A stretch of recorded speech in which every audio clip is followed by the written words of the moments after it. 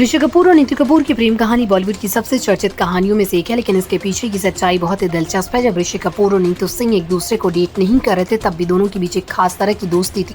ऋषि कपूर को अक्सर कई लड़कियों पर क्रश हो जाता था और बिना झिझक नीतू से कहते थे कि वो उस लड़की को कॉल करके बुला दे। नीतू भी बिना किसी सवाल से कि वो कर देती थी। ऋषि कपूर की आदत थी कि वो किसी भी सुंदर लड़की को देखकर प्रभावित हो जाते और तुरंत ही उसे जानने की कोशिश करते।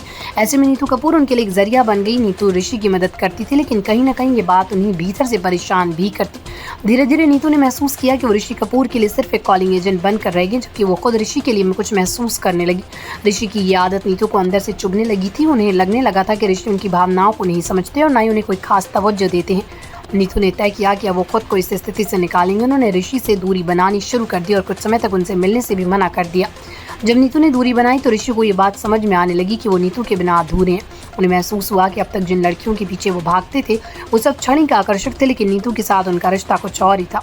ऋषि ने फिर से नीतू को मनाने की कोशिश की और उनके प्रति अपने असली जज्बात जाहिर किए।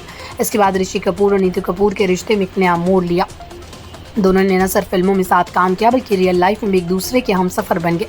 उनकी शादी बॉलीवुड की सबसे खूबसूरत जोड़ियों में गिनी जाती है। नीतू के धैर्य और ऋषि की आत्मबोध की वजह से ये रिश्ता एक मजबूत नींव पर खड़ा है। उनकी इस कहानी से एक बात साफ होती है कि सच्चे रिश्ते के लिए सिर्फ आकर्षण नहीं, बल्कि आपसी समझ और भावनात्मक जुड़ाव जरूरी होता है।